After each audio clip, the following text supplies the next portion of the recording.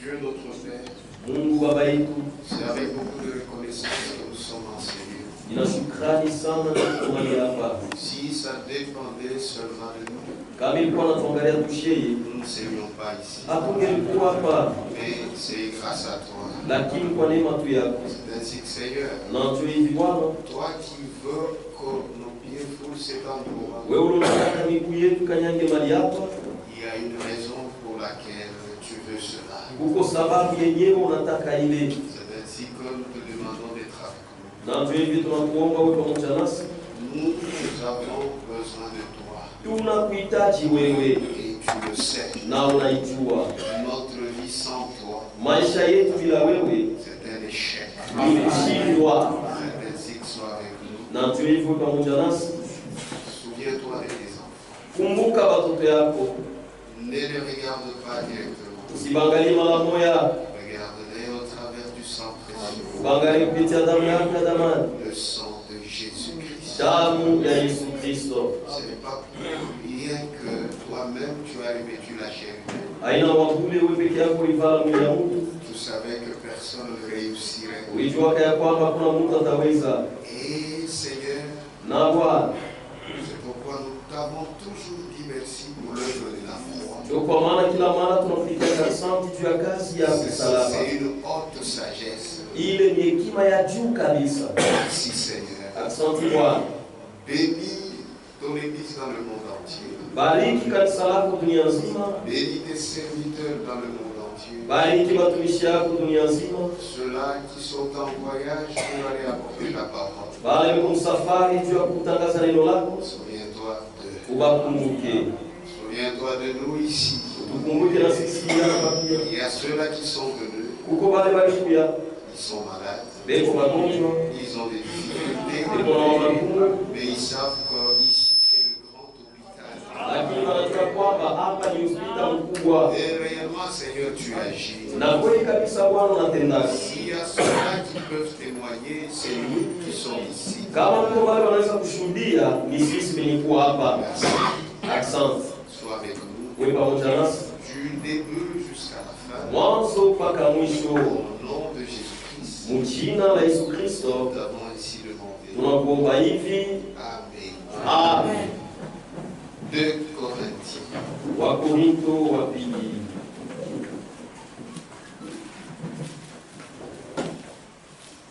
Corinthiens chapitre 4. Wakorintho wa pili sura ya 4.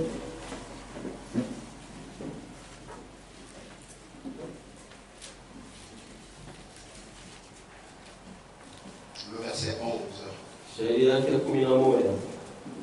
Car Kwa maana nous qui vivons, shiba tuko naishi, nous sommes sans cesse livrés à la mort tuko bila kuacha benye kutolewa kurufu à cause de Jésus, kwa ajili ya Yesu, afin que la vie de Jésus ili uzima wa Yesu soit aussi manifestée dans notre chair mortelle.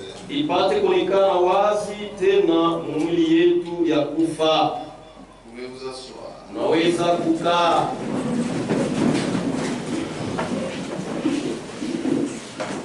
Car nous qui vivons, Kwa maana shi hapa tuko naishi, vous et moi, mwe na mie nous vivons. tuko naishi, C'est grâce au Seigneur. ni kwa neema ya Bwana.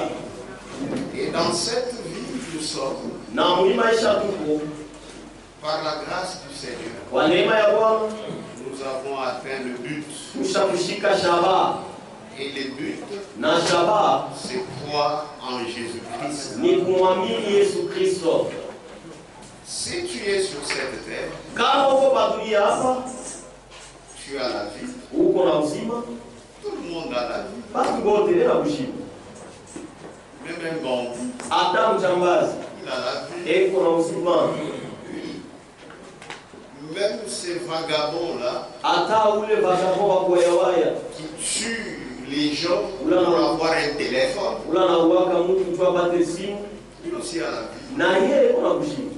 Mais Lakini il faudrait que pendant qu'il vit, inapasha wakati kunaishi qu'il puisse avoir la grâce apate neema de croire au Seigneur Jésus-Christ ya kumwamini Bwana Yesu Kristo pour avoir la vie éternelle. juu apate uzima wa milele. En ce moment-là, Mwile wakati vous avez atteint le but. bali unashika shabaha. Même si ce matin, Hata kama hii asubuhi tu as une bonne mine, uko na afya njema, mais si tu n'as pas encore cru, lakini kama hauamini bado le Seigneur Jésus-Christ, Bwana Yesu Kristo, tu es un malheureux. uko mwole. Tu n'es pas différent d'un animal. Awachane na nyama. Un animal aussi a le souffle de vie. Nyama naye una pumzi ya uzima. Mais Lakini quand tu crois le Seigneur Jésus, kama unamwamini Bwana Yesu dans cette vie courte et agitée, mwi maisha mfupi na ya mangaiko kila wakati, tu as la vie éternelle. unapata uzima wa milele. Et cette vie éternelle, Na ile uzima wa milele ce n'est pas une imagination. haina kitu ya kuwaza. No. Hapana, Ça se manifeste iko naonekana wazi dans notre vie de tous les jours. maisha yetu ya kila siku. C'est la vérité. Ni ukweli. Et cette vie, Na hii maisha pour qu'elle arrive à se manifester, juu ifike mkonekana wazi, il faudrait que ça soit en toi. hii buzima juu onekane wazi, inapashe kwenda ndani yako. Tu ne peux pas t'imaginer quelque Hau- chose. hauwezi kujiwazia kitu mwa fulani Non. hapa, Parce que la vie de Jésus, kwa sababu uzima wa Yesu lorsqu'elle est en toi, wakati iko ndani yako elle agit. inatendaka. Tu sentiras Utasikia ndani yako que réellement, ya kwamba kweli kabisa la vie de Jésus uzima wa Yesu est dans toi. iko ndani yako.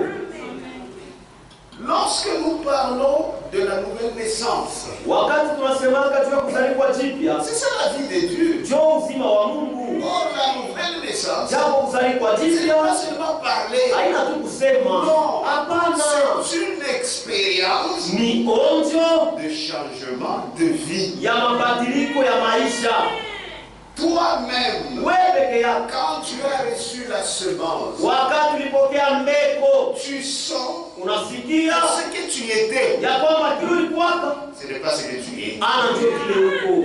Amen. Il y a une transformation Uko mabadiliko parce que kwa sababu tu as rencontré Jésus. ulikutana na Yesu, Tu as rencontré la vie de Jésus. ulikutana na buzima wa Yesu. C'est pourquoi Frère Branham disait, Ndio kwa maana mtu alikuwa anasema il n'y a pas moyen hakuna namna que tu puisses passer auprès de la croix upite karibu na msalaba et tu restes le même. na ubakie ule ule. Non, Hapana, quelque chose kitu moya doit se passer dans ton cœur. inapaswa ipitikane moyo wako.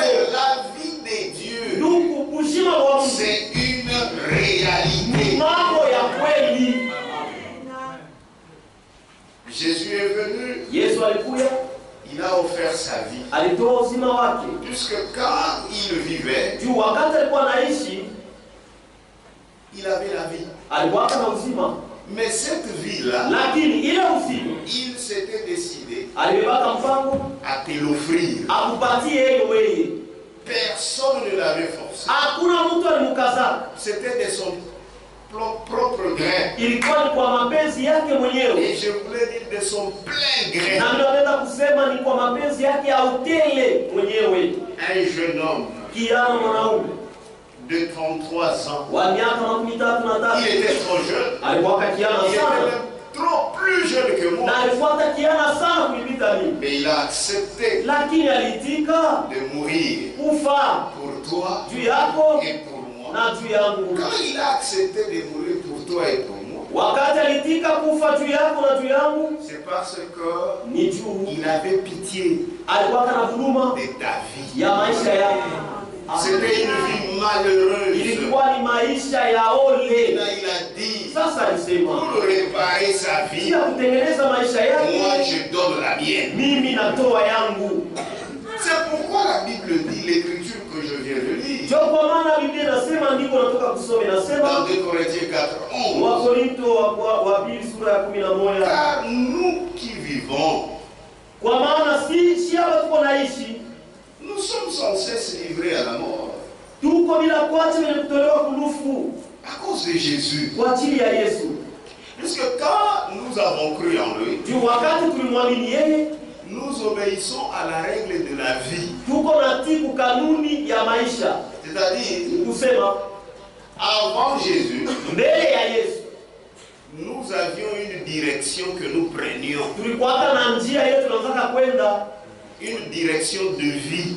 njia moja ile ya maisha Et tunataka kwenda. cette direction de vie est très facile, Na ile njia ni ya mwepesi sana, puisque ça correspond à notre nature pécheresse. kwa sababu inaambatana na asili yetu ya dhambi. Tout le monde Watu wote vit comme ça. walikuwa vile, Tout le monde vit comme watu ça. wote walikuwa naishi vile, Et c'est facile. na iko mwepesi. Mais lorsque nous avons rencontré Christ, Lakini wakati tulikutana na Kristo, il y a quelque chose en nous kuko kitu kimoja ndani yetu qui ne veut plus vivre akipenda tena kuishi comme le reste des hommes. sasa vile watu wengine wao naishi. Et maintenant, ces restes des hommes, Na sasa wale watu wengine ils bali ne nous comprennent pas. abatuelewake, Nous devenons maintenant un élément dérangeant. tunakuwa watu wa kuwazuiza. Parce que ce n'est pas ça leur vie naturelle. Kwa sababu haina njoo ile maisha yao ya Ce que je asili. voulais dire, ce n'est pas ça qu'ils veulent vivre. Haina njoo ile bomba Ils wanapenda veulent kuishi. vivre la vie facile Bomba anapenda kuishi maisha ya mwepesi selon le train de ce monde. kufuatana na vile dunia hii kunaenda. Que Dieu vous bénisse. Mungu alibariki. Vous trouvez une femme, Unakuta mwanamke quand vous lui dites de cacher tout le corps, kama unamwambia afiche mwili yake yote, ce n'est pas ça, ce n'est pas ce qu'elle veut. haina njoo kile yeye anapenda. Elle veut la liberté. Yeye anapenda uhuru. Même les gens qui veulent nous comparer aux musulmans, Hata watu wale wanapenda kulinganisha na Waislamu ils ne comprennent rien. hawaelewake kitu. Dans l'islam, il Mukiislamu n'y a pas la vie. hakuna buzima. Amen. Il n'y a pas la vie. Hakuna buzima. Il n'y a que des préceptes sur préceptes. Muko tu maagizo yule ya maagizo. Or, précepte sur précepte, Japo agizo yule ya agizo. tu vas essayer de le faire. Utapima kuifanya. Mais après, Lakini kisha tu retombes. unaanguka tena. On voit les femmes musulmanes passer ici. Si tunaona kama mwanamke Il y a des fois, hapa. il y a des fois, un pantalon. Il y a d'autres. Voilà, c'est ça. Muko ndo unajua vile liko. Mais un enfant de Dieu, Lakini mtoto wa Mungu quand il reçoit Jésus, kama anampokea Yesu, Jésus travaille de l'intérieur. Yesu anatumikaka kuanzia ndani. Et quand il travaille de l'intérieur, Na kama anatumika mule ndani, cela ressort maintenant à l'extérieur. ile itatokea sasa nje. En ce moment-là, Mwiyo wakati même si quoi que arrive, hata kama kitu kali kinafika, il ne changera pas. asitabadilika. Amen. Parce que cela a commencé de l'intérieur. Kwa sababu ile yanzia ndani. C'est pourquoi Paul disait, Tuko maana Paulo alikuwa anasema le juif, Muyuda ce n'est pas celui qui l'est de l'extérieur. haina uleko Muyuda kia nje. Non, Hapana. c'est celui qui l'est de l'intérieur. Uleko Muyuda ndani. Parce que quand vous vivez Tukao unaishi la vie de Christ, uzima wa Kristo ça agit. inatenda, C'est la vérité. ni ukweli. C'est pourquoi Ndio kwa maana il dit, car nous qui vivons, anasema kwa maana sisi watu tunaishi nous sommes sans cesse livrés à la mort tuko bila kuacha wenye kutoweka à kurufu cause de Jésus. kwa ajili ya Yesu, Parce qu'il y a une vie kwa sababu uko uzima que nous devons mener ile kuko qui maisha est tunapaswa contraire kuishi, à la vie des autres. ile napinganisha maisha ya wengine wote. C'est comme un poisson dans l'eau. Iko sasa samaki Un mmoja, poisson qui a la vie, samaki ule na bujima il va à contre-courant des autres. anaendaka kinyume na mai, Mais un poisson qui n'a pas de vie, lakini samaki ule na bujima mais il va en direct, avec la direction de l'autre. ataenda mule mai kunenda. Maintenant, nous avons la vie. Sasa shie tu na bujima, Nous ne pouvons pas vivre comme les autres. hatuwezi kuishi sa wengine. C'est pourquoi ceux-là qui ne comprennent rien, Ndio kwa maana baada waelewe kitu tabernaki il y a beaucoup de principes, kuko makanuni ya mingi beaucoup sana d'interdits. mapishila vya mingi abinako Nous sommes libres en Jésus-Christ. kuko huru ndani ya Yesu Kristo. Amen. C'est seulement si tu as cette vie Ni kama tu unaishi que tu peux te sentir libre. ndio unaweza kujisikia huru. C'est la vérité. Ni ukweli. C'est pourquoi dans Romains, Ndio kwa maana mwao Romains chapitre 8, Waroma sura ya 8 beaucoup de gens bantu bamingi qui avaient pensé que la vie de Jésus c'est une imagination, bale waliwazia kasema uzima wa Yesu ni kitu kujiwazia, ils ont voulu imiter, balipenda mais wafuatilishe, après, lakini kisha ça a changé. hizo eshue. Romains 8, Waroma sura ya 8 verset 17. shairi ya 17.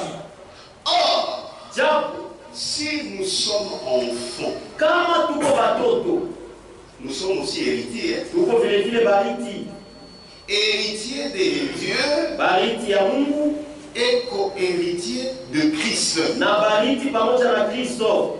Maintenant, Sasa usiku si toutefois ni kama tu nous souffrons avec lui, tuko nateswa pamoja naye afin d'être glorifiés avec lui. ili tupate kutukuzwa pamoja naye. Est-ce que vous comprenez? Amen. Voilà pourquoi, Ndio kwa maana quand tu te décides de suivre le Seigneur Jésus-Christ, kama unaweka mpango ya kumfuata Bwana Yesu en Kristo, tant que son disciple, saa mfuasi wake, tu es déjà convaincu de l'intérieur. tayari ushahakikishwa ndani Et tu sais que, na unajua ya kwamba en le suivant, mkumfuata il y a des choses kuko vitu que je dois abandonner. vile vinapasha kuacha. Amen. Or, Japo pour abandonner ces choses, juu ya kuacha vile vitu tu es encore dans ce corps. ungaliki mwili, Ce corps hii mwili qui aime la bière inapendaka pombe comme les autres. za wengine, Ce corps hii mwili qui aime les femmes. inapendaka banamuke za wengine, Mais lakini tu sais que unajua ya en kwamba suivant Jésus, kumfuata il Yesu faut mettre fin à tout cela. inapaswa kusimamisha vile vyote. Frère, c'est la souffrance. Ndugu, ni mateso. Amen. Donc tu dois souffrir. Ni kusema unapasha kuteswa, Frère, oui, oui. Tu dois souffrir. unapasha kuteswa, C'est la souffrance. ni mateso. Amen. Amen. Qui est de Jésus? Ni nani wa Yesu? Si tu es de Jésus, Kama uko wa Yesu tu dois souffrir. unapasha kuteswa. Pourquoi? Juu ya nini kuteswa? Tu as la chair. Uko na mwili, La chair a ses passions. mwili kuna matamaa yake ya kuwakawaka, Et c'est naturel, c'est normal. na ni asili kawaida. La chair a ses désirs. Mwili iko na matamaa yake, Mais lakini tu t'es décidé. ulibeba mpango, Tu as dit, ulisema je vais suivre Jésus. tamfuata Yesu. Je vais maintenant me conformer à la règle nouvelle. Nitajilinganisha sasa kwa hali ya mpya, Et en toi, il y a la vie. na ndani yako uko mzima. Cette vie-là Ile mzima ile veut inapenda que tu puisses suivre la règle intérieure. ufuate kanuni ya ndani, Mais il y a le corps lakini kuko mwili qui t'attire aussi na yuko na kukokota à faire ses désirs. kufanya ile madunia yake. Maintenant, Sasa ça va se manifester si tu aimes Jésus. itaonekana wazi ni kama unampenda Yesu Ou si tu ne l'aimes na pas. kama haumpende. Or, Ja, Jésus, Yesu lui, il est clair. yeko wazi kabisa. Au départ, il te dit toute la vérité. Mwanzo eko nakwambia ukweli yote. C'est lui qui veut venir après moi. Ule anapenda kunifuata Qu'il renonce à lui-même. ajikatalie ye Qu'il mwenyewe, se charge de sa croix. ajitwike msalaba Et wake qu'il me suive. na anifuate. Jésus ne ment pas les gens. Yesu Il ashilafanya l'a dit ouvertement. anamwambia kwa wasiwasi. Maintenant, toi qui veux être disciple de Jésus, Sasa wewe unapenda kuwa mfuasi wa Yesu Kristo, si réellement tu crois, kama vya kweli unaamini, puisque la marche avec Jésus, juu safari na Yesu c'est une marche de la foi. Ni safari ya imani. Ce qu'il me dit, Ila ananiambia, même si je sens que je suis incapable de le faire, hata kama nasikia sina na uwezo wa kuifanya, moi je crois. mimi na mimi Et je le suis. na namfuata. Tu vas voir. Utaona. Tu vas réussir. Utaweza. Puisque tu auras les habitudes de sainteté. Kwa sababu utakuwa na mazoezi ya utakatifu. Amen. Amen. Quand Franck disait toujours, Ndio Frank alikuwa anasema kila mara. Dieu, Asema Mungu. ce qu'il a dit dans sa parole, Ila alisema maneno lake. il ne l'a pas dit Asikuiseme pour le plaisir de le juu dire. ya furaha ya kusema. Il savait Alijua que ceux-là qui ont la foi ya kwamba bado wako na imani accompliront cette parole. atatimiza hii neno. Amen. Il n'a pas seulement écrit ces paroles, pour que Asikwandika ça hizi reste comme maneno ça. juu ibakie tu mpaka hivi C'est comme mpendo. le style des témoins de Iko sawa vile Jéhovah. bashuhuda ya Yehova Ils wanafanya. amènent le pain Mimi naleta mkate et après, kisha personne ne vient pour manger. hakuna mtu kuya juu ya kuya. Vous avez fait la Sainte Seine. Wewe mnafanya meza ya Regarde, il est comme ça. Voilà les pains qui sont là. Maintenant, le pain est là, Sasa mkate kupata. personne ne vient manger. Hakuna mtu anakuya juu ya kuya. Asema ndio kumheshimia Mungu. Ils ont dit c'est ça, respecter, honorer Dieu. Non, non. Hapa Cette parole, ile Dieu l'a écrite pour nous. aliandika juu yetu sie. Pour que nous la mettions en pratique. Tusie tupate kuitumikia. Et la Bible dit, Na Biblia inasema mettez en pratique la parole de Dieu. utumikie neno ya Mungu. Ne vous bornez pas. Usisimamie mkusikia. C'est la parole. Ni neno. C'est la parole. Ni neno. Mais là, il y a des gens Sasa kwa watu qui se consolent. bado wanajifariji. Il dit qu'il est chrétien. Anasema eko Mkristo. Il dit qu'il a la vie. Anasema eko na uzima ya Kristo ndani yake. Mais il vit plus qu'un païen. Lakini eko naishi kupita na mpagano. Mais il se console. Lakini anajifariji. Jésus est mort pour moi. Yesu alikufia. Oui. Ndio. Jésus est mort. Yesu alikufa juu ya C'est pour ôter les péchés. ni juu ya kuondoa dhambi. C'est la vérité. Ni ukweli. C'est la vérité. Ni ukweli. Même un enfant à la maison. Hata mtoto kunyumba. Tous les jours, Kila siku les mêmes choses que vous lui défendez, vitu moja moja mnamkataza c'est ce qu'il fait. na njoo kama vile anafanya. Mais toi, papa, tu dis non, c'est un bon garçon. Lakini wewe baba unasema ni mtoto mwanaume wa mzuri wa bien. Ni wa bien. Il est fou. Huko wa majibu, Il n'est pas bon. ashina wa bien ule. Mais s'il fait des efforts Kama yeye unajikaza, pour accomplir ce que tu lui dis, juu ya kutimiza kile unamwambia. si par exemple, Kama kwa il mfano commet une erreur, anakotola, là tu vas le justifier. bado utamhesabia haki. Puisque tu sais que c'est un bon, il Kwa s'efforce. sababu unajua kusema ni wabie, yeye unajikaza. Que Dieu vous bénisse. Mungu abariki. C'est la vérité. Ni ukweli. Ça ne sert à rien Hailazimishe de faire semblant. kulanda. La vie de Dieu Ushima wa Mungu est véritable ni ya kweli dans nos cœurs. ni mioyo yetu. Mais maintenant, Lakini sasa est-ce que tu comprends tunaelewa de quoi il s'agit? mambo yenyewe pale. Amen. Amen. C'est la vérité. Ni ukweli. Or, si nous sommes enfants, Japo kama tuko watoto, nous croyons que nous sommes enfants. tunaamini ya kwamba tuko Moi, watoto. je crois que je suis Mimi enfant. naamini ya kwamba niko Nous mtoto. sommes aussi héritiers. Tuko vile vile bariki. Héritiers de Dieu Bariki ya Mungu et co-héritiers de Christ. na bariki pamoja na Kristo. Si toutefois Ni kama tu nous souffrons tuko nateswa avec lui pamoja naye afin d'être glorifiés ili tupate kutukuzwa avec lui. pamoja naye.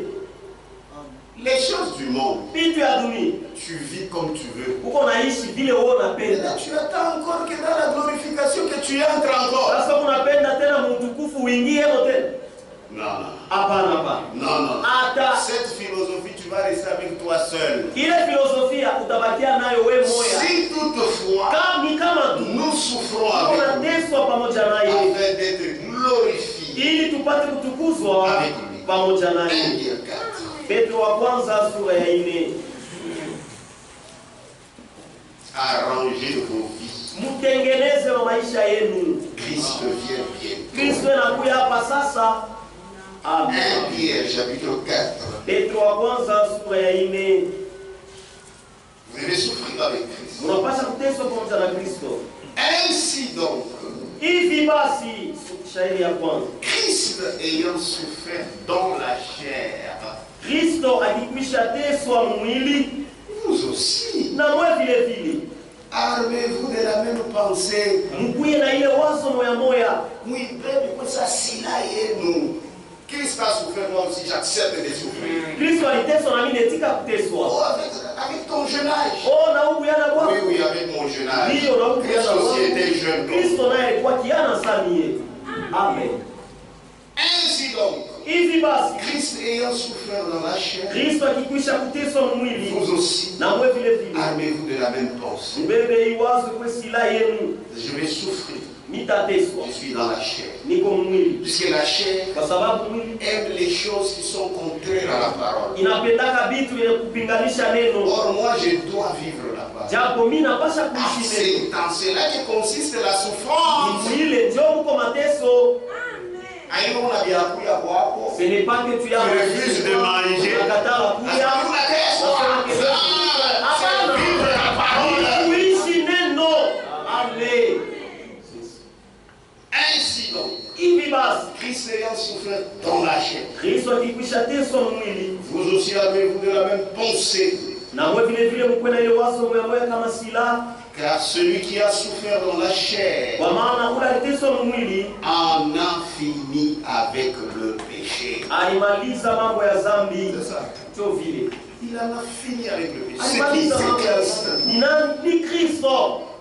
Il a souffert dans la chair. Aliteswa mwili C'est pour terminer le problème du péché. ili kumaliza mambo ya dhambi, Afin de vivre, ili tupate kuishi, et afin de vivre, ili tupate kuishi non plus selon les convoitises des hommes. hapana tena kufuatana na matamaa ya watu. Ah, vous voyez, c'est clair, hein? Unaona iko wazi, Mais selon la volonté de Dieu, lakini kufuatana na mapenzi ya Mungu, pendant le temps qu'il lui reste à vivre dans la chair. wakati ile natubakilia kuishi Lui reste, il a tout. ile nambakilia kuishi mwili. Ah, que Dieu vous bénisse. Amen.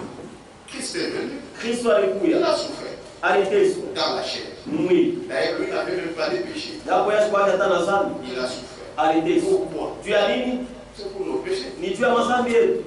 Jean disait, Yohana anaweza kusema, voici l'agneau de Dieu tazama mwanakondoo wa qui Mungu ôte le péché. anayeondoa dhambi za dunia. Et quand il est mort à la Na croix, wakati alikufa c'est msalaba, pour ôter le péché. ni juu ya kuondoa dhambi. Est-ce que vous croyez ça? Eti mnaamini ile? C'est pourquoi quand tu comprends ça, Ndio kwa maana kama unaelewa hii, frère, ndugu, du côté du diable, kungambo ya c'est shetani, une grande bombe. ile ni mlipuko kubwa, S'il y a des gens, même par leur vie, kwa sababu kuko watu hata kupitia maisha yao ils retournent Jésus à la croix. benamrudisha Yesu kumsalaba. Jésus est mort une seule fois pour tout. Yesu alikufa mara moja kwa lote. Est-ce que tu as profité de la mort de Jésus? Eti ulifaika na rufu ya Yesu? Amen. Amen. Dieu va vous aider. Mungu atanisaidia, Un chrétien, kwa sababu Mkristo c'est celui ni ule qui vit correctement. anekana anaishi mzuri mzuri. Ce n'est pas que toi tu as cru. Haina kusema wewe C'est yamini celui qui n'a pas cru. na ule Tout le monde asikwamini. est mort. Wewe bote pamoja. Hapana, hapana. C'est faux. Ni vya bongo Ou bien au tu n'as pas encore cru. au yamini bado Ou bien tu n'as pas bien compris les choses. au haukuelewa mzuri vitu. C'est la vérité. Ni ukweli. Nous continuons la lecture. Tunaendelea kusoma. C'est assez, Kunaenea en effet, d'avoir dans le temps passé accompli la volonté des païens. kwa kweli kufanya wakati ya kupita, kutimiza wakati ya kupita mapenzi ya mapagano, En marchant dans la dissolution, kutembea maisha ya uchafu, des convoitises, matamaa, l'ivrognerie, mabulevi, les excès du manger mabulafi et du boire, na kunywa kupitisha et les idolâtries criminelles. na makuabudu sanamu ya uwaji. Vous voyez, hein? Unaona, Quand la vie entre, wakati mzima mwingi vaut mieux tout le ça, c'est assez. de toi-même tu te dis kunaenea. Quand la parole est prêchée, Wakati neno na ubiri, le Saint-Esprit te convainc. Roho Mtakatifu na kuhakikishia, Tu as compris qu'il ne nuit pas chaque fois au bouton. unaelewa que je devais mourir depuis 7 ans. Mais je ne suis pas mort. lakini mimi sikufa. Tu me gardes encore en vie. Mungu angaliki ananichunga kushima. Non. Hapana. C'est assez. Kunenea. C'est assez. C'est assez. Kunenea, kunenea. Tu vois même pas on a langue. Ndio kwa maana les gens Mais Jésus que nous avons rencontré. Yesu ndio tulikutana naye. Nous rencontrons pas vile. Toi tu l'as rencontré, tu es resté le même. Pour qui tu dois dire? Puisque quand Dieu parle, Tu kama Mungu anasema. frère, Nous il parle anasemaka au cœur. mnyoyo. Tu ne peux pas faire semblant. Hawezi Vous kusura voyez son derrière. la vie de Jésus en toi. Tu ne vas pas faire semblant. Hautasula. Unakuwa na kilema kimoya ndani yako. Tu as maintenant une intimité en toi. Kusharatika sana unaanza kusharati. Hawezi tena kufanya usharati comme tu le faisais au Jamais. Kamwe. Unakuingia. L'infirmité d'entrer en toi. Mais vous voyez quelqu'un, Lakini unaona mtu il vient seulement au tabernacle. anakuja tu mtabernakulo. Tu ya kujifunika. Non, non. Hapana, hapana. Où Yesu anaokola. C'est Jésus qui sauve réellement. Peut-être c'est toi. Saa zingine ni wewe. Il ne l'a pas encore expérimenté. Hauyamuonja bado. Le Jésus Yesu véritable. wa kweli. Frère, Ndugu, unaokola. il sauve réellement. Amen. Amen. Aussi trouve-t-il les gens étranges que vous ne vous précipitiez pas avec eux dans le même débordement de débauche. Eti tena kuonekana ya kigeni, msipate kushiriki pamoja nao mule maisha ya kupitisha ya usharati. Aussi trouve-t-il Wale watu wanaona kigeni que vous ne vous précipitiez pas avec eux dans le même débordement. amkwende mwaraka pamoja nao kupitisha Mwile maisha ya buchafu ya kupitisha debauche ya ya usharati. usharati Et il vous calomnie. na pepo na milambia mamambo. C'est ça que vous voyez Dieu le mona avec les gens du dehors. na watu ba nje. C'est-à-dire qu'il y a des gens qui regardent. Sasa kwa watu wanaangalia, On peut être 100 personnes. unaweza kuwa watu 100. Bon, dans les 100 là, Mubale 100. il y a des gens qui observent. Uko watu wanaangalia. Mais vous voyez pas 100, Maintenant parmi les 100, bah 90, 90 nous on a ici bien. vivent très bien. Dans la sopa, On les a observés. rien. Hakuna Mais kitu. vous voyez pas 10. Mais parmi les 100, il y Ah, bah, a ils ont un bon. ce sont là les faux. Maintenant, tellement qu'il y a ma forme, Pourquoi c'est 90 ici?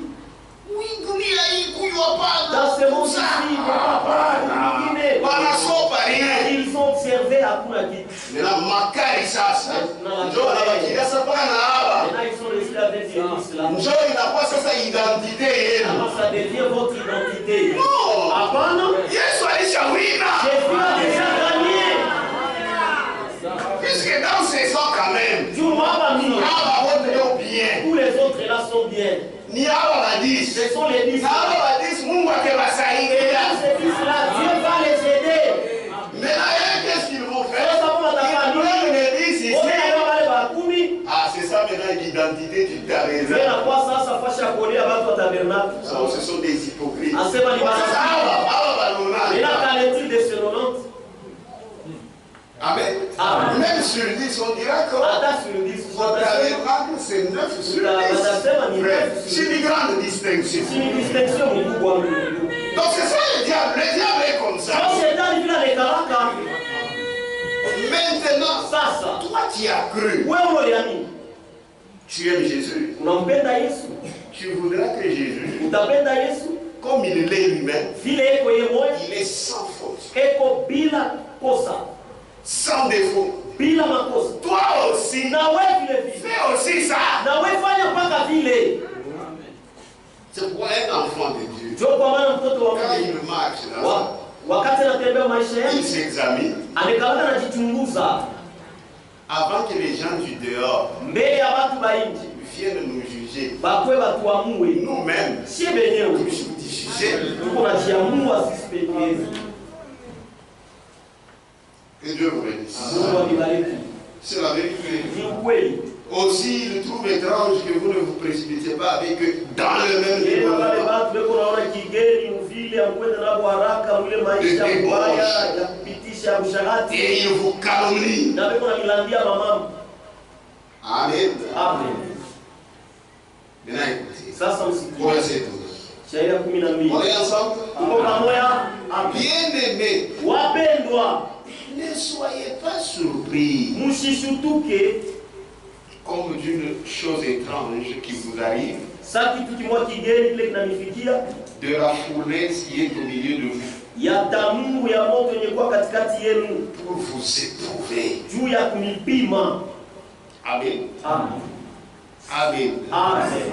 Réjouissez-vous au contraire Kinyume mfurahi de la part que vous avez aux souffrances de Christ, kwa sehemu ile mko nayo ya mateso ya Kristo, afin que vous soyez aussi dans la joie ili na Mungu mpate kuya mfuraha et dans l'allégresse na mshangwe lorsque sa gloire apparaîtra. wakati utukufu wake itaonekana.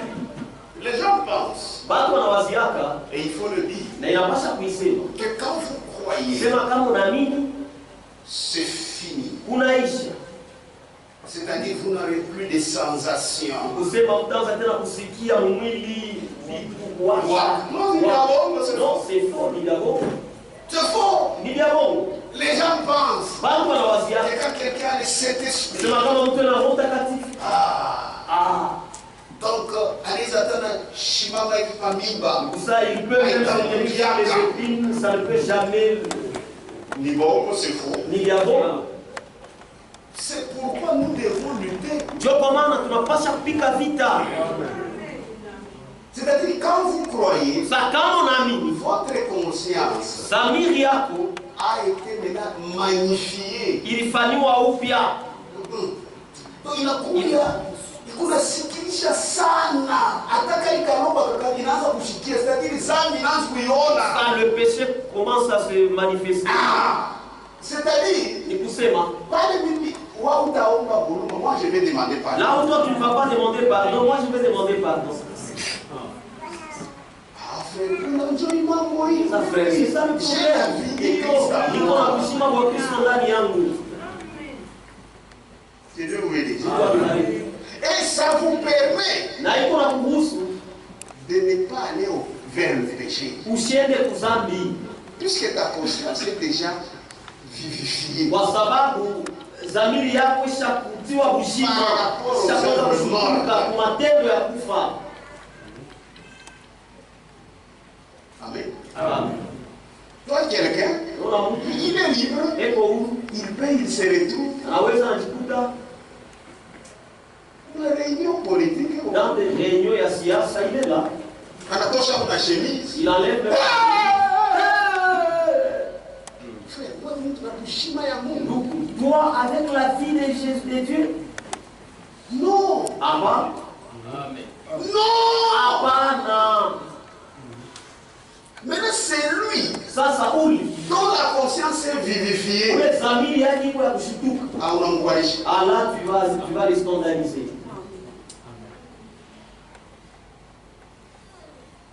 Kuchambulana. Insulter.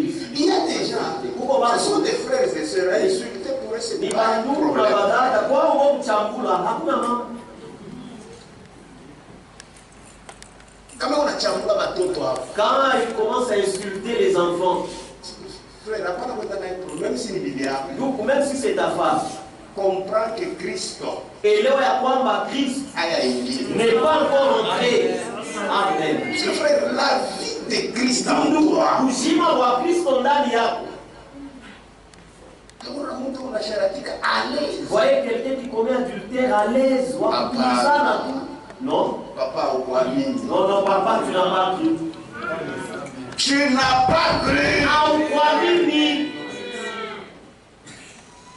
Et puis vous venez encore à l'église. Kisha unafuata na Unaanza kuanza na kucheza na yashe na tu kutoka. danses même, tu suis même. Ouais, non seulement que tu n'as pas cru, Wewe haina tasema haukuamini. tu es un jouet de démons. Wewe uko ndio kichezesha ya mademona. Amen. Puisque c'est lui en qui la vie de Christ est. Kwa sababu ule ndani yake uzima wa Kristo mko hapo. Frère, Ndugu, et qu'on a il est reproché à chaque fois. Eko kujikemea wakati yote. Dieu, c'est ce que frère Branham nous a dit. Dieu Il a un tour de contrôle. Eko na tour de contrôle kando ya. Il est pour nous aider Il aide pour se protéger. Dieu a kujikinga. Amen. C'est ça frère qui sont à la Le frère a pris le couteau, il a tué. Pendant combien de temps? Parce qu'il a haï le frère, wakati fulani, et il l'a tué. Là que j'ai des problèmes d'abord avec le frère. Pale tuliko na mambo na ndugu. Tour de contrôle. Tour de contrôle. Kisimba, ça celui-là c'est ton frère. Même si à la fin il y a même s'il fait quoi que ce soit. Déjà, ma courage n'a pas passé. Le courage encore le tour de contrôle. Oui. Maintenant toi, tu agis même. Pourquoi unatenda na kutenda? Non. Hapana. Amen. Amen. Une sœur, vous voyez une dame qui n'a pas donné à manger à son fils pendant 4 jours.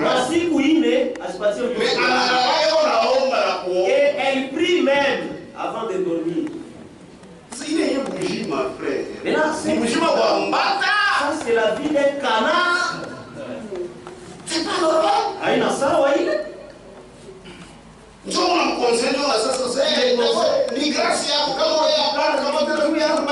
Sinon, il lui est resté 2 jours.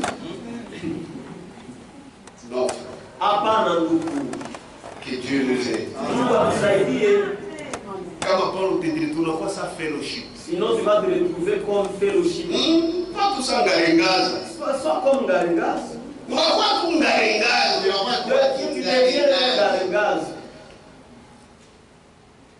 Mambo iliko ni par nouvelle naissance. Le problème c'est sûr que vous allez quoi jibia. C'est que vous donnez. C'est là qu'il y a le problème. C'est la vie de Dieu. La nature de Christ. Asili yenyewe ya Kristo. C'est là qu'il y a le problème. Attends. Le problème il y a, c'est sur la nouvelle naissance. Vous allez quoi dire? Ils ne sont pas nés. Beaucoup. Avant vous allez.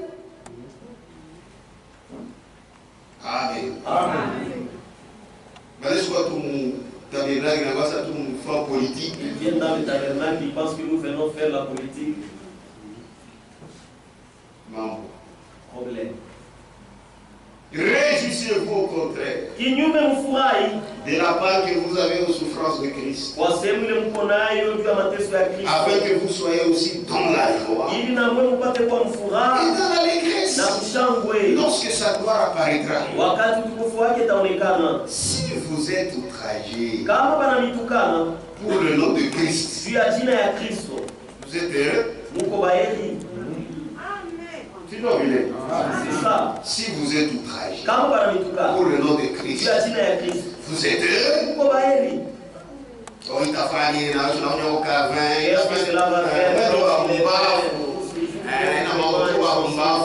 Oui, nous sommes insensés. Toi, tu as et la honte. Qu'est-ce que cela va faire? D'ailleurs, moi, je ne vois pas. Donne-moi, je vois. Si vous êtes outragé pour le nom de Christ, vous êtes heureux. Parce que l'Esprit de gloire, l'Esprit de Dieu, repose sur vous. Que nul de vous, en effet, ne souffre comme meurtrier, ou voleur, ou malfaiteur, ou comme s'ingérant dans les affaires d'autrui. Mais si quelqu'un souffre comme chrétien, Amen, il n'en est point honte, et que plutôt il glorifie Dieu à cause de ce nom. Regarde ces soeurs-là. Avec toute la poussière de la terre. Vous voyez.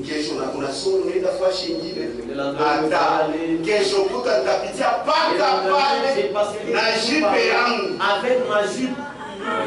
Amen. Nous faisons la publicité de Jésus. Amen. Nous faisons la publicité de Jésus. Au moins, on a voilà ma jupe et la vie. Tu portes de telles jupes, mais tu es prostitué. Ah ouais, toi, prends la poudre de l'estrompette. Mais moi, c'est pas pour ma vie. Moi, j'ai une vie correcte. Je peux dire la couleur. La jupe arrive jusque-là. Au moins, quand on a tulanda, qui jipe qui rêve, kumbe kinatoka facilement. Ah, pale kimbia. Là, fuis. Si nous on a rendu à tous les jours, mais tu nous mens. Mais si tu vis correctement, lakini kama unaishi mzuri, ongeza sasa, tena ufikishe na ajuti que ça arrive. Vibaume sana. Ça leur fasse beaucoup mal.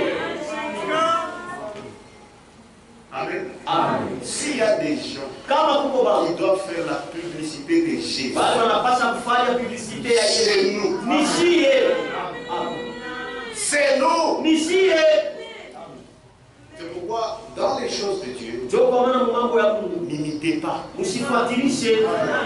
non, parce que j'ai vu la femme du pasteur.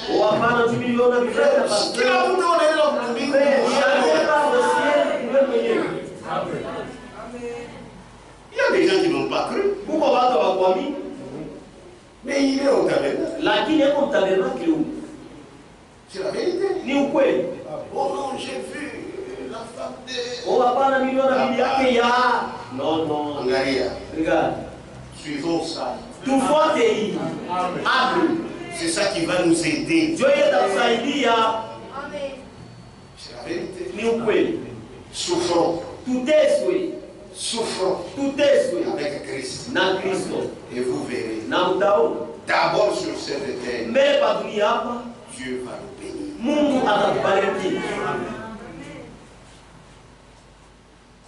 Ce sont avec la philosophie. Aimons le Seigneur. Et vous verrez, le Seigneur sera avec nous. Comme nous le disons. Maintenant, écoutez. Mais si quelqu'un souffre comme chrétien, qui n'en est pas honte, et que plutôt il glorifie Dieu à cause de ce nom. 19. Ainsi que ceux qui souffrent selon la volonté de Dieu remettent leur âme au fidèle Créateur en faisant ce qui est bien. Dis frère, oh non, j'ai vu que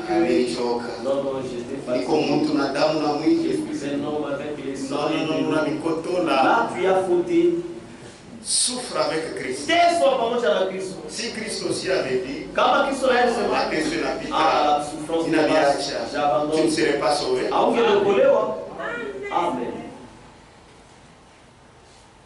Toi aussi, souffre. Et Dieu te bénira. On doit résister. Parce que la vie de Christ en toi, que tu résistes.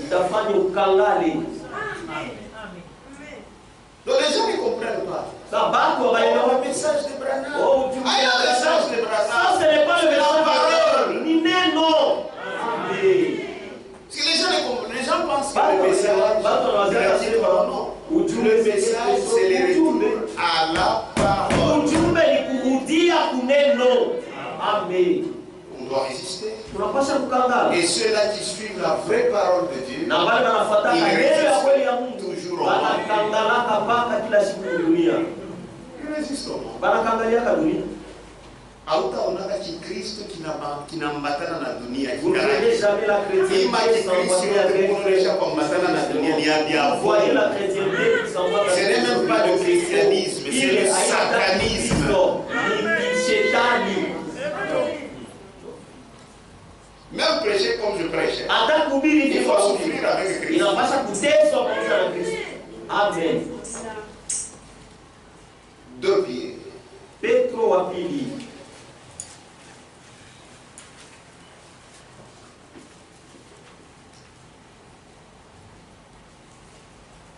Le vrai christianisme n'est pas officiel. Kikristo ya kweli haina ya kuonekana kwa watu wote. Non. Hapa On refuse ça. tunakatala hiyo. Banaikatalaka. Est-ce que vous le faites? Est-ce que vous me suivez? Un évangile comme ça. Dieu a kuhubiri injili ya hivi. 2 Pierre. Petro wa pili. Chapitre 3. Sura ya 3.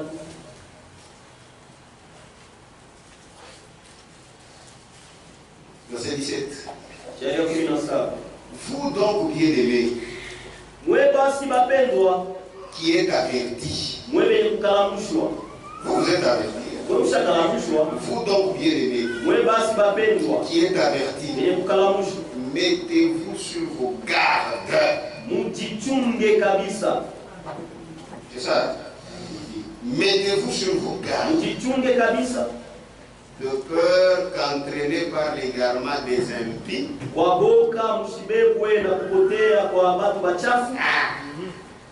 ne veniez à déchoir de votre fermeté.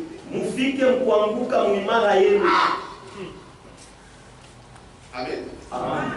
Vous savez, frère, nous on a cru avant. On a vu comment le message ça donnait une bonne forme aux gens. Amen. Amen. C'est pourquoi nous prêchons avec certitude. Ce sont les choses de Dieu que nous vous prêchons. Mais lorsque les gens n'ont pas fait attention à l'impiété, ils ont changé le message. Et ils se sont retrouvés vraiment ça Bengine, ça. Ils sont devenus comme les autres, c'est-à-dire, ils ont baissé les barrières.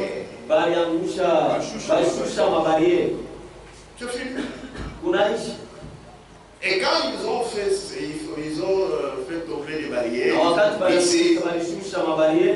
alors ils ont dit quoi? L'essentiel c'est d'être des enfants de Dieu. Même si tu vois, pas les problèmes. Alors,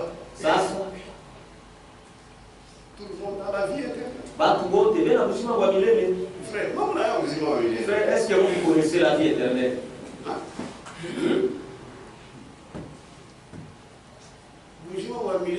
La vie éternelle? Ou ivrogne? Ou comme les.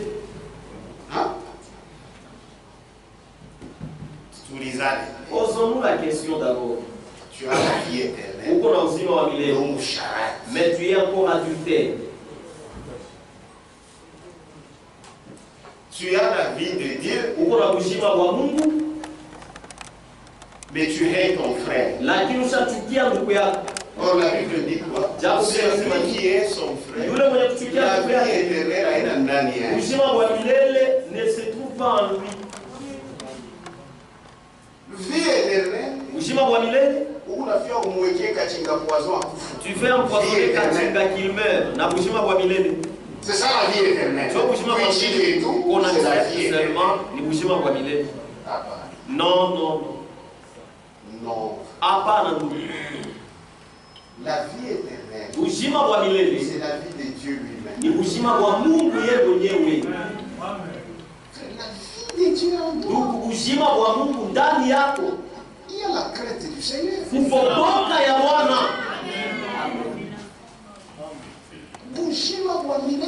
La vie éternelle.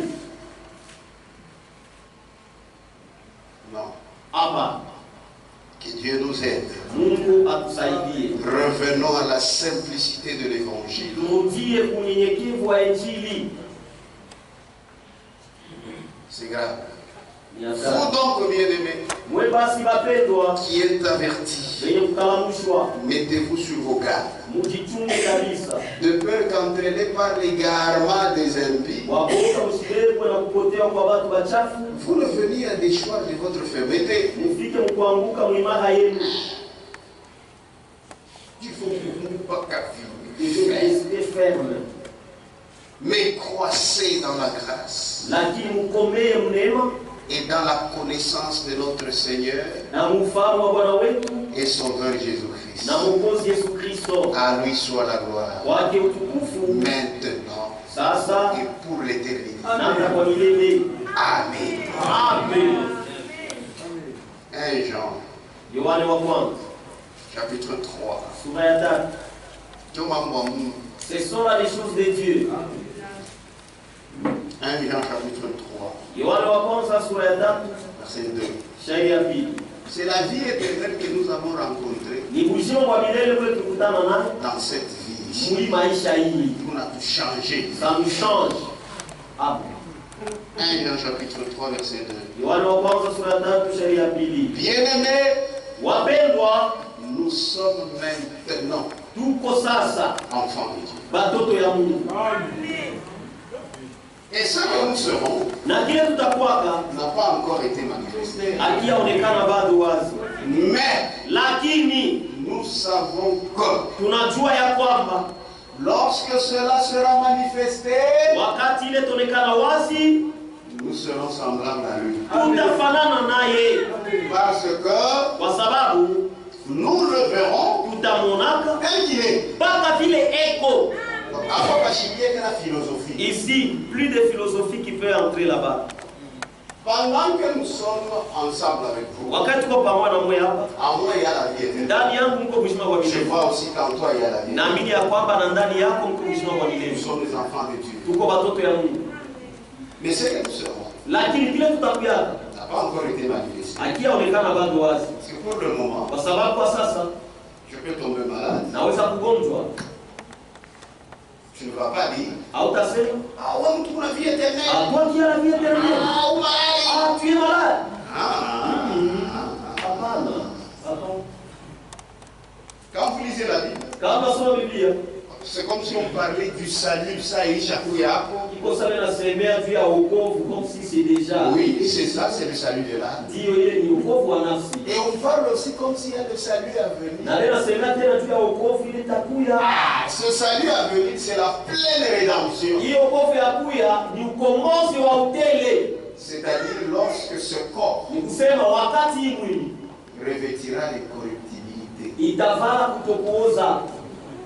Que Dieu bénisse. Mungu abariki. C'est-à-dire pour le moment, Ni kusema kwa sasa nous sommes sauvés tuko wenye kuokolewa à l'espérance. mtumaini Dans l'âme, ndani ya nous sommes nafsi sauvés. tushakufa. Mais ce corps ici, Lakini hii mwili il unachunga attend la pleine rédemption. ukombozi wa utele kabisa. Ah, lorsque ça aura la pleine rédemption, Wakati itapata ukombozi wa utele, c'est alors que Christ nous le verrons ni pale sasa Kristo tutamonaka tel qu'il est. mpaka vile eko. Amen. Que Dieu bénisse. Mungu amebariki. Mais pour le moment, Lakini kwa sasa binezi, niko Christ na uko Christ. ça peut être que je n'ai pas d'argent, toi aussi tu n'en as pas. Sinon vile, C'est ça. na lukula, Ton malade, toi il n'a pas déformé. il est né déformé. Non, c'est ça. Njoo, tu es sauvé toi. Ah, tu es sauvé. Ouais, ouais, c'est mon collègue. Ah, Hapana. si tu dis ça, donc tu ne comprends rien. Hapa sema vile ni kusema hauelewe kitu. Je sais. Najua. Amen. Hapa. Comme Job le dit. Na vile Yobu alikuwa Ce ne anasema. sont pas les yeux des nôtres. Haina macho ya mtu mwingine. Mes yeux Macho yangu le verront. inamuona. Amen. Amen. Que Dieu vous bénisse. Amen. Mungu amebariki. La résurrection, Ufufuko c'est une réalité. ni mambo ya kweli hivi. Mais pendant que je suis dans ce corps, Lakini wakati ningaliki mwili, j'ai l'espérance niko na tumaini que ça se fera. ya kwamba itafanyika. Et pendant que je marche, Na wakati niko natembea dans ce corps, c'est ce que la Bible dit. Joe Biblia inasema, Si on peut lire. kama tunaweza kusoma,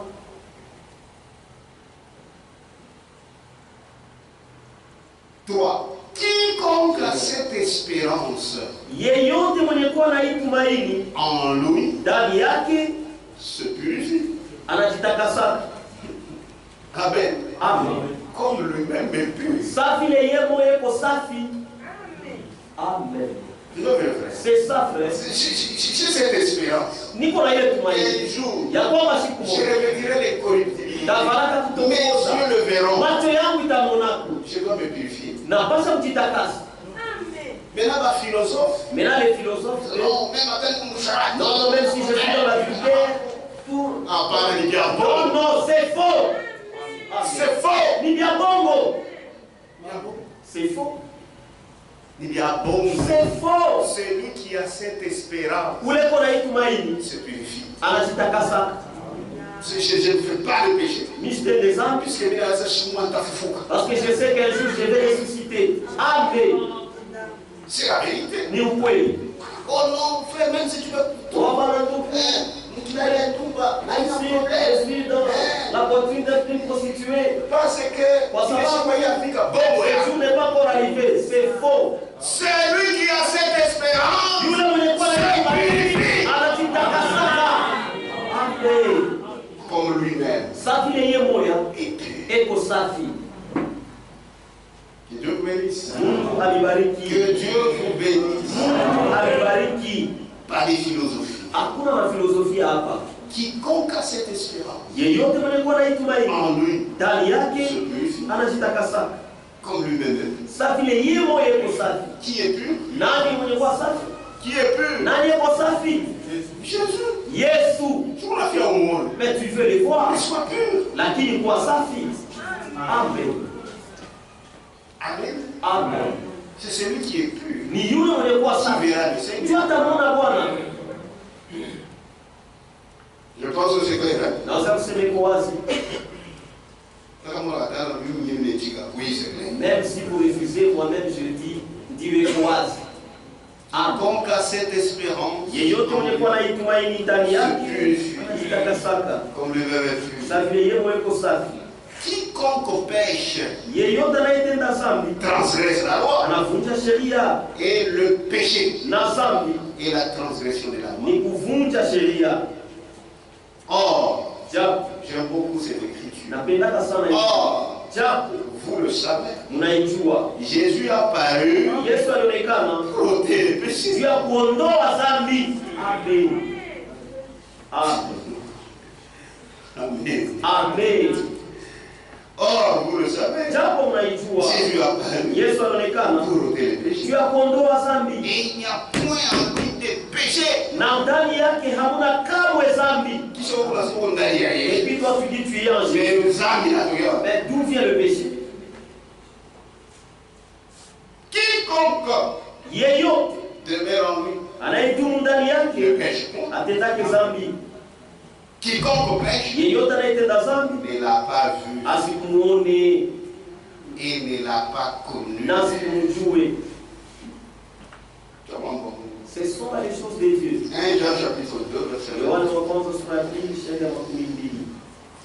Donc la vie d'un homme sur la terre. Maisha ya mtu pa dunia, Quand tu rencontres Christ, wakati unakutana na tu Kristo es bienheureux. uko waengi, Tu dois mener une vie de sainteté. unapasha uishi maisha ya utakatifu. Dieu est la vie d'un homme C'est écoutable. ça maisha ya mtu iko kibao. Amen. Oui, le frère. C'est ça, Pas ma philosophie. un nom de philosophie. 1 Jean chapitre 2, verset 28. Yohana wa kwanza sura ya pili shairi ya 12:8. Et maintenant, Na sasa petits enfants, batoto kidogo, demeurez en lui, mudumu ndani yake, afin que, ili lorsqu'il paraîtra, wakati ataonekana nous ayons de l'assurance. tupate kuwa na hakikisho. Tout la chienne. Vous entendez? Il n'a nous Je recommence Si la on lecture. ne comprend pas, ni pas la Bible. Je lis pas Branham, mais c'est la Bible. Ce message, c'est la Bible. Hii ujumbe ni Biblia. Et maintenant, petits enfants, Na sasa watoto kidogo, demeurez en lui, mdumu ndani yake, afin que lorsqu'il paraîtra, ili wakati ataonekanaka nous ayons de l'assurance. tupate kuwa na hakikisho, Et qu'à son avènement, na mkuja kwake nous ne soyons pas confus tusivurukwe et éloignés de lui. na venye kuwa mbali naye. Amen. Kama maisha ya mubaya, Si tu as une mauvaise lorsqu'il vie, viendra, wakati atakuya tu seras confus. utavurukwa kama kesho haya, tu n'iras pas, Autenda. tu n'iras pas. Tu sais, ma soeur, mon frère, Unajua ndugu yangu, dada yangu, si tu le connais seulement, kama unatambua que maisha kwa ina tu ya bien, que ma vie n'est pas bonne, reviens seulement à la croix. rudia tu msalaba, Demande seulement pardon. lomba tu huduma. Kiburi hamuna kinga. Dans l'orgueil, il n'y a rien. Il y aura un jour Utakuwa siku, utaweza. tu vas réussir. Amen. Ne te console pas. Usijifariji. Moi aussi, non. Dis au Seigneur, Umwambie Bwana, Papa, je sais, Seigneur, mimi il natii. y a des gens Kuko bantu qui souffraient comme moi. bali wanaanza kuteswa Qui ne sana, souffrent plus. lakini hawateswake tena. Tu les as aidés. La Uliwasaidia. Bible isaidie. Moi aussi, aide-moi. Viens tous les jours à l'église. Kuya kila siku kukanisa. Même si tu as fait quoi? Hata kama ulifanya mambo Viens kali, au calice. viens à l'église. Quand le diable commence à te dire, n'y va pas, Shulona. Wakati yeye atakwambia usiende, Oh, anaanza kuweza. anaye commence à La découvrir. puissance est encore là. Uwezo ibariki. Viens. Kuya. Même si tu as fait quoi? Hata kama ulifanya mambo kali, kuya huduma ya Mungu. Amen. Dieu va t'aider. Mungu atakusaidia. Il ne faudrait pas oublier chaque fois qu'on est condamné. Haipaswi toi-même tu commences à te condamner, tu te mets en prison, tu t'enfermes avec des chaînes. Hapana, hapana. Viens. Kuja. Tout ce qui est Kuja. fatigué, Wote wenye kuchoka kucheza na mizigo, kujeni je kwangu. vous trouverai du repos. Namipatia pumziko. Amen. Que Dieu vous bénisse. Mungu alibariki. Oui. Ndio. Dieu est très sage. Mungu ni wa hekima sana. Maintenant, si toi-même, tu te mets en Sasa kama wewe unalibeba unaliweka mgerezo je n'irai plus jamais.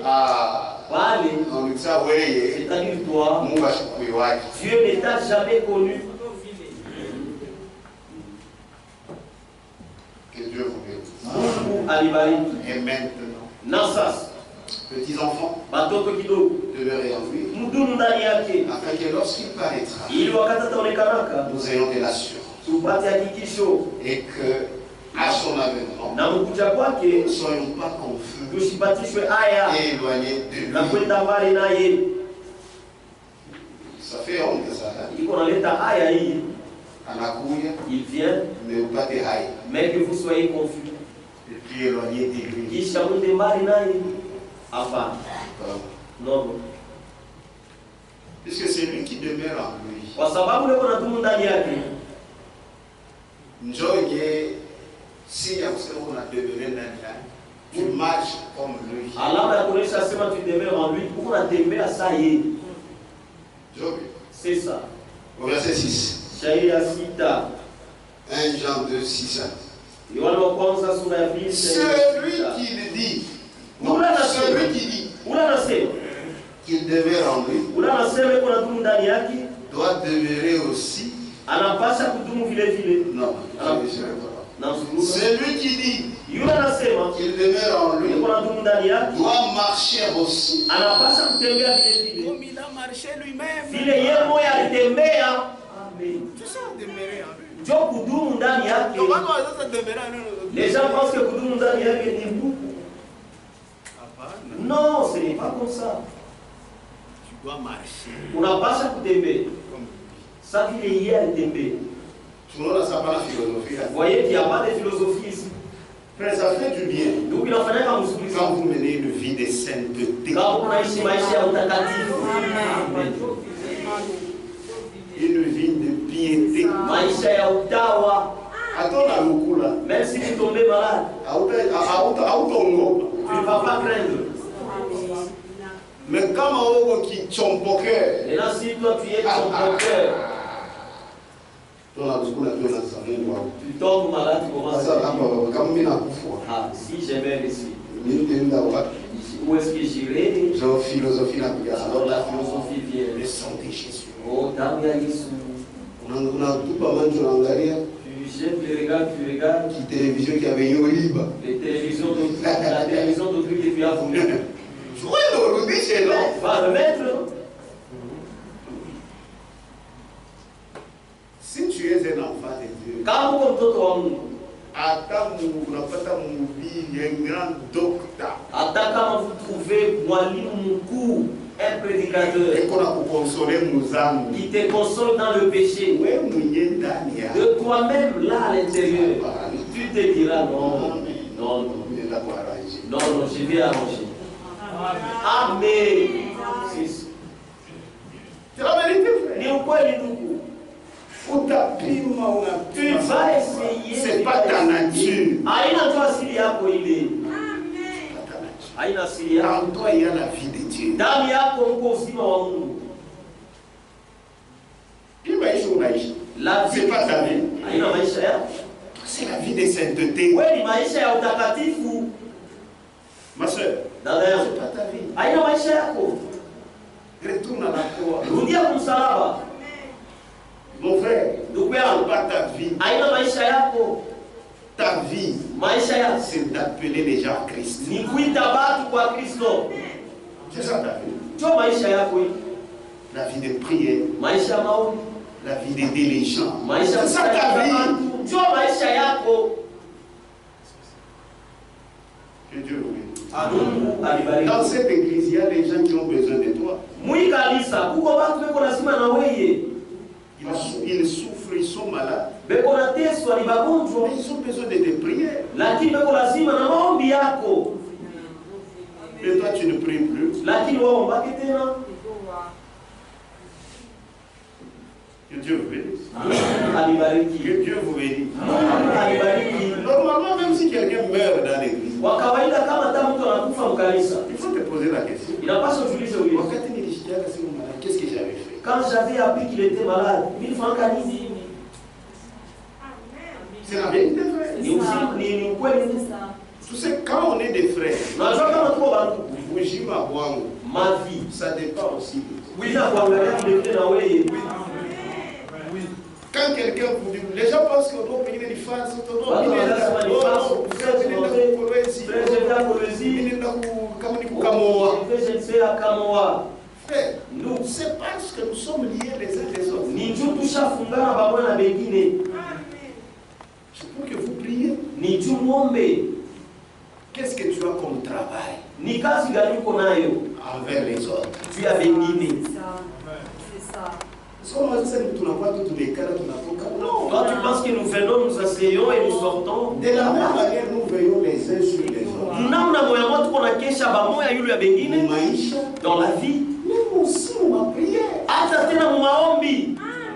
Veillons les uns sur les autres. Keshe yule ya bamoya na wengine. Quand tu as entendu que telle personne est tombée, Wakati ulisikia kwamba mtu fulani il ne faut alianguka, pas être mis au Mougondale. hapana kuwa haraka mkuhukumu. Sois prêt à dire que est-ce que j'avais prié pour lui? C'est la vérité. Ni ukweli. Il y a des gens, Dieu les aide, je sais. Mungu aliwasaidiaka Il anajua. n'a pas Dieu lui parle. Na Mungu anasema naye. Il en a négligé. Mais il néglige. Il néglige. On a négligé. Mais on va pas dire le pire viendra. Seulement quand le problème va arriver, Oui, oui. et dit Mais qu'est-ce que tu avais fait? sasa ulifanyaka nini? Dieu parle. Mungu anasema Ici à Kimbé, hapa kukimbia. Dieu va parler par qui? Mungu atasema kupitia nani? Par moi. Si kupitia mweye. Mais nous sommes distraits. Lakini tuko bakulendana Ma téléphone. toujours les téléphones, Oui, c'est fini. les histoires kunaishi. On ne vit plus. Atobake tena. Ayez la vie de prière. Mkuwe na maisha ya maombi. Na ibashiro wachomeleta makazi ya shika Vous kupumzika. amenez les boulots sans repos. ndio Mungu anarudia kwa kushindishi makongolo na wala wakoze kongolo même ceux qui commencent à ronfler à cause de trop de fatigue. Malgré cela, n'oublions pas notre responsabilité. Amen. Amen. Il y a des gens dans ce village ici qui doivent croire. Banapasha kwa nini? Tu ne pries pas. Comment croiront-ils? Frère, par la prière, nous, Dieu attire les gens. Nous, on philosophie. Philosophie, c'est une chiquille à la aujourd'hui, la philosophie, ça fait tomber les gens.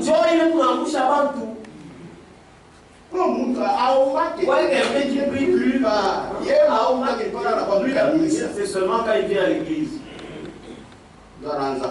C'est là qu'il va prier. Après, c'est fini. Isha. Il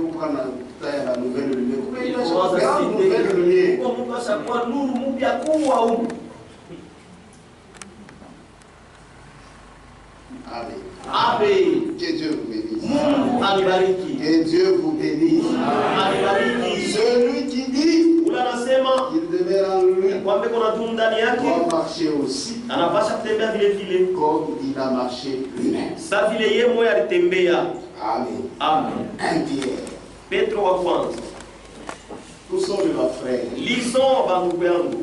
N'est-ce pas c'est vous qui êtes les soldats de Christ? Kimwenjo baskari ya Kristo.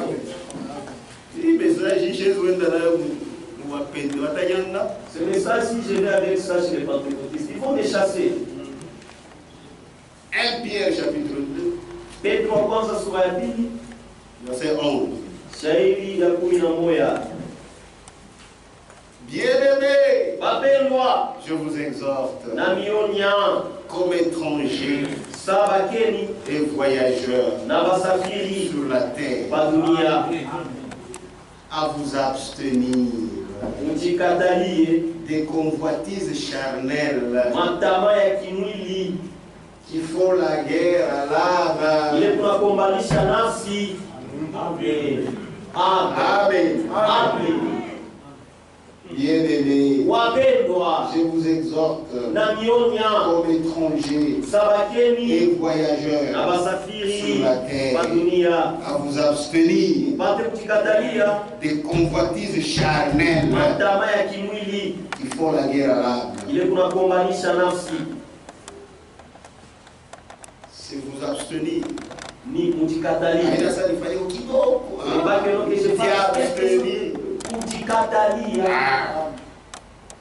Ayez au milieu des païens une bonne conduite, afin que là même où il vous calomnie, comme si vous étiez des malfaiteurs, il remarque vos bonnes œuvres.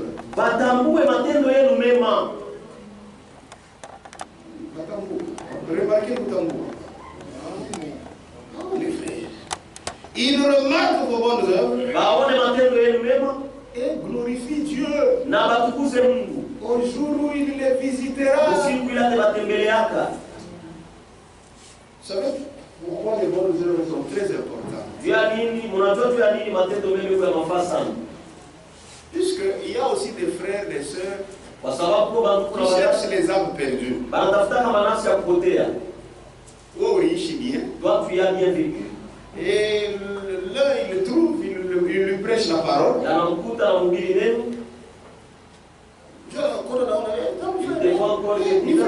C'est votre frère. Oui, c'est vrai, je viens aussi. Celui-là, c'est un chrétien. Celui-là, c'est un chrétien. Vous voyez ça? C'est lui. En tout cas, non, je viens. C'est vrai, vous êtes des chrétiens. Amen. Maintenant, si toi tu dégages, quelqu'un a déjà prié, a déjà prié quelqu'un qui vient. Lui aussi c'est un frère. Ah, Bon, mimi nitakuwa kesho. en tout cas, je viendrai demain. Voyez. Unaona? Maintenant naanza sasa nini nenda salon mimi Katika pronom, je vais t'expliquer. Merci. Asante sana. Okay, wende mzuri. Joue tout de ton propre plaisir. Ni juu tu ya hanasa furaha yako. Nafsi yangu anashindwa kukule. Voilà, là, tu ne sais pas quoi. Ce n'est pas bien. C'est pourquoi vivons Ndio kwa maana tuishi en nous sacrifiant. mkujitoa. Amen. Tena maana nipaka kama sho pika nani mambo ndio sasa manzo na C'est ufungu. seulement quand tu as déjà fait des problèmes, c'est alors que les yeux s'écarquillent. Ndio sasa naanza kumexpliquer ule mwenyewe frère On wa a expliqué les frères là. ule frère là. Votre frère là. Una tubibi tutatu hapa. Non, il a 3 femmes ici. Hein? Ndio. Nikonisha kwa mbele moja. Que je te montre. Marcelina! Marcelina! Ndio naanza unaona Tu commences vraiment tu kila mtu parwaki. Chacun pour soi. Kila mtu abishi ni frère wewe. C'est votre frère. Vivez bien. Muishi mzuri.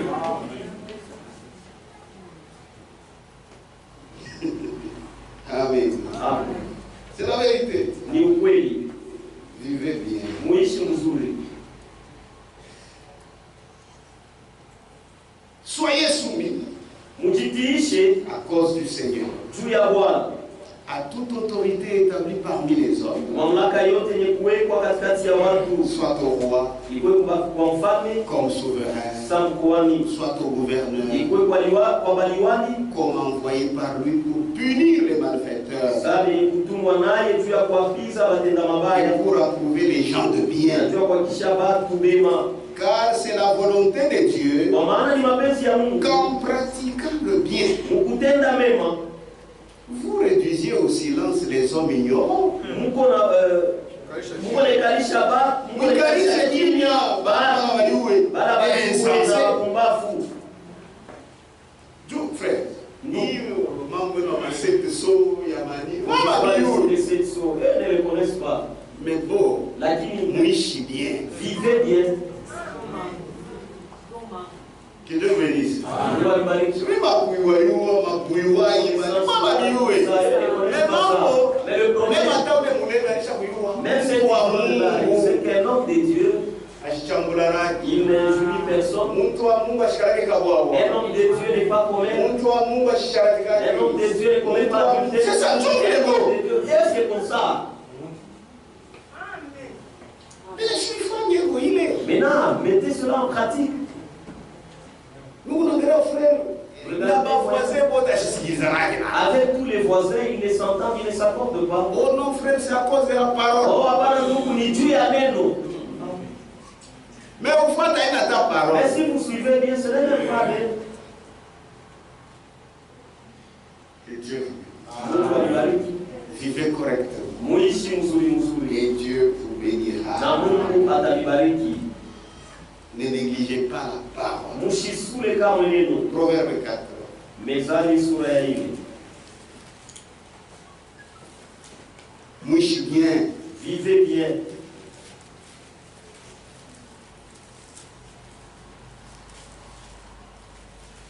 Je vous ai toujours dit, Namiambia kila mara vous êtes des missionnaires. uko bakufasha injili, Tafuta manafsi. Tafuta manafsi. Wapeleka kwa Kristo. zameni ya Kristo. Vyote vile munafanya. Dans tout ce que vous faites, Muko na manafsi. il y a aussi les âmes.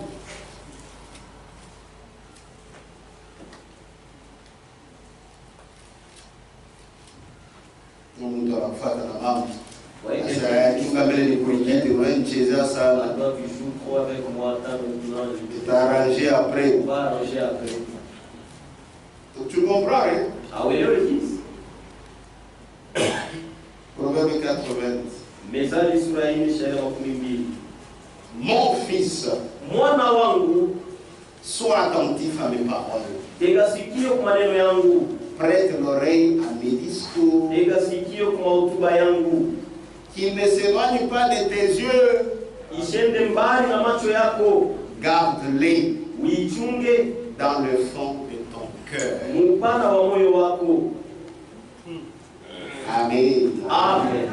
Car Kwa maana c'est la vie pour ceux qui les trouvent. ni bujima juu ya wale wako naipata.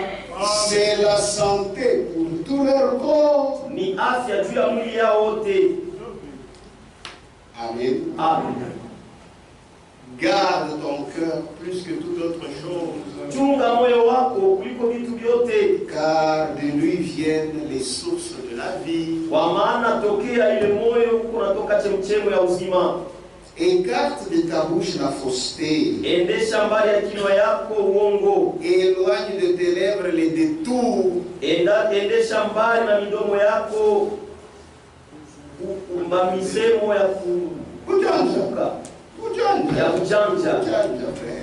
Que tes yeux regardent en face. Macho yako yaangalie mbele.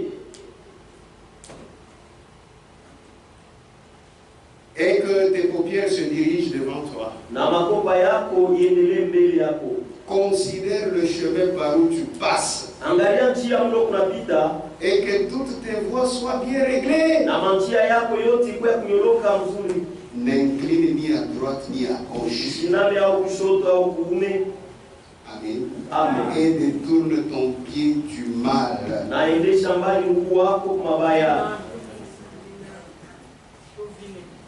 Verset 10. Écoute mon fils et reçois mes paroles. Napokea maneno yangu. Et les années de ta vie se multiplieront. Na miaka ya maisha yako itazidishana.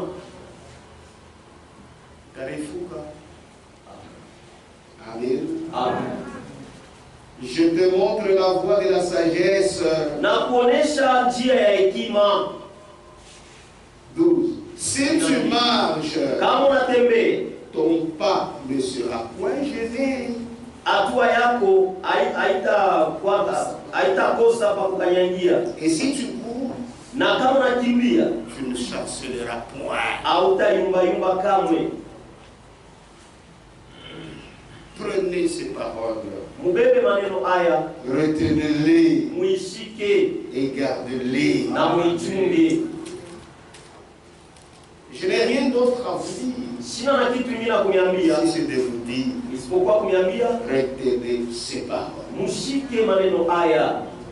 C'est le travail que le Seigneur nous a donné sur cette terre.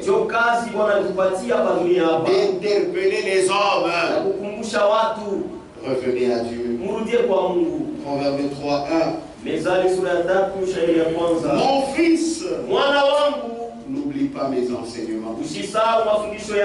Et que ton cœur garde mes préceptes.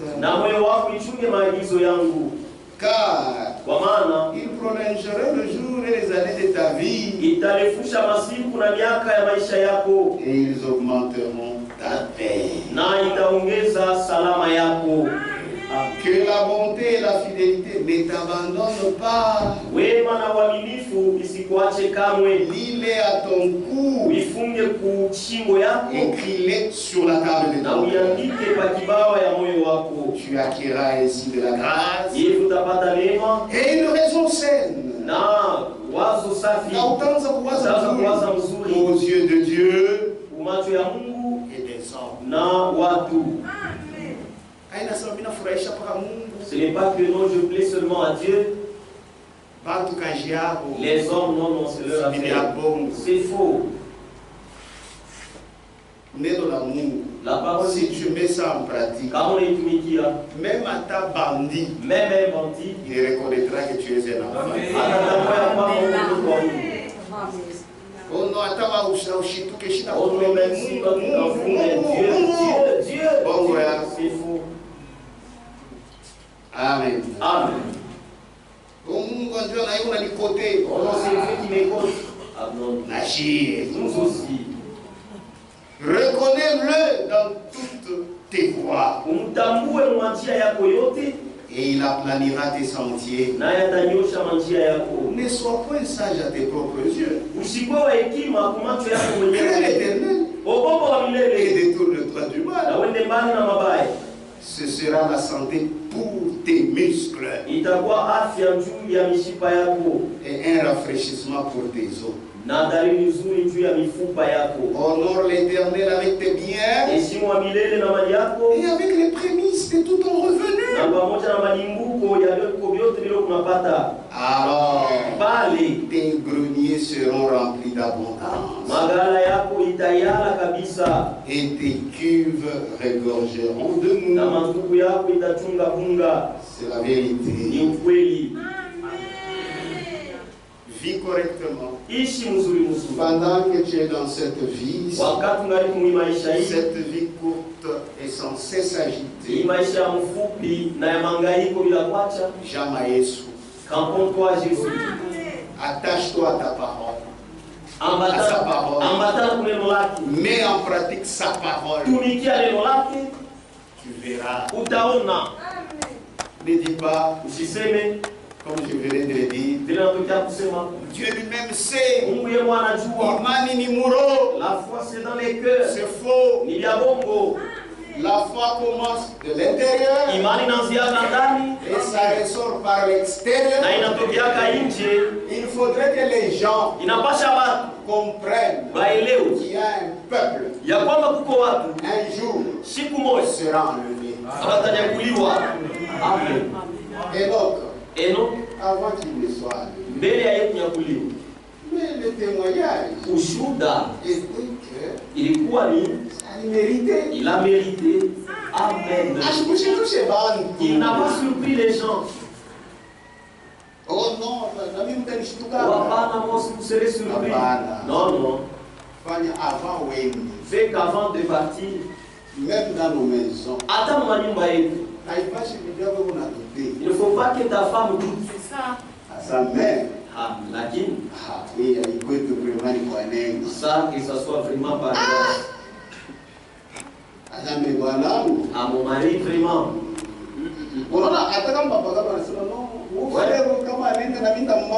Même si les païens disent que non, si ses frères montaient, moi si je vais les tenir par le pied.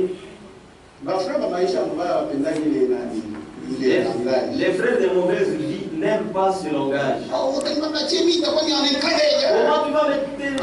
au pied? Comment ça sera il dit ça. Il y a ce nom pourquoi il parle. Là, il ne faut pas qu'il en parle. Pourquoi il va dire ça? Dieu a dit toi passer ma fille. C'est qu'il y a quelque chose qui l'a chopé. Frère. Amen. Frère. Donc, frère. Oui, tu es là.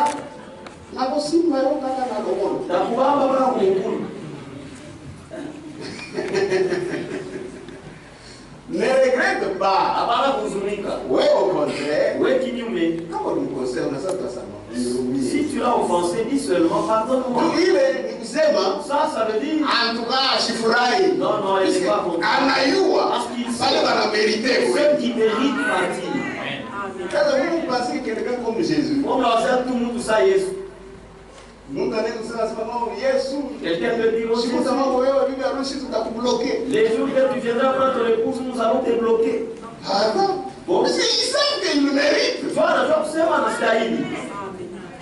et il y a même des frères. Les païens ici, les regardent. Non, ils ne sont pas encore partis. Ils partiront un jour. Mais ils ne sont pas encore partis. Mais si on te voit quoi? Oui, nous ne savons pas si ils sont déjà partis. Lui-même, si vous le voyez, il peut nous. Mais les autres sont déjà partis. Il y a d'abord pas capable. Il y a quoi pour tout? Il y a d'autres qui regardent. Non, non, il y a soit chez mais quand on te voit, toi, non, non, il est. Quand les bébés. Lui-même, si Jésus venait, lui peut rester. Le test est tourné dans la bagarre. Notre test, c'est païen ici. Ouais, ils disent que non, ils parlent de trop. Il y a d'autres qui disent la vérité. Parce que la vie est censée, ou bien peut-être ne travaille pas bien, non. Leo kesho wanakuuliza sasa.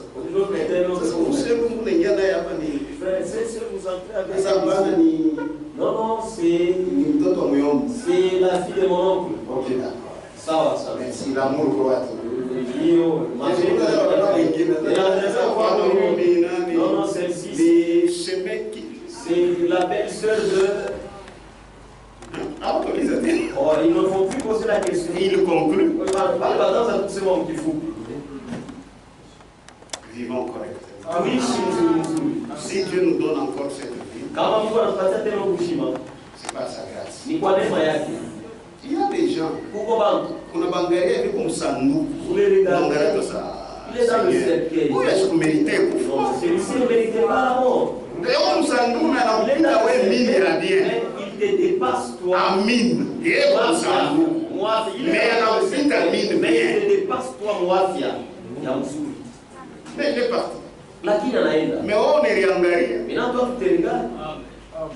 Ça, il a kuna na Mungu. Ça, il n'y a pas moyen. Mais tu es vivant. Lakini comme et puis, kisha, Dieu t'a fait grâce. Mungu alifanyia neno. Tu as cru une super parole. Uliamini neno ya mzuri sana kabisa. Ça, tu l'as produit comme un fruit. Maintenant, produit les fruits. Et Dieu vous bénisse. Et Dieu vous bénisse. Je remercie beaucoup le Seigneur. Il se met et je me sentais très mal. Sana. Mais par la grâce, il a échappé. J'ai terminé le péché. Lèvons-nous. Doucement.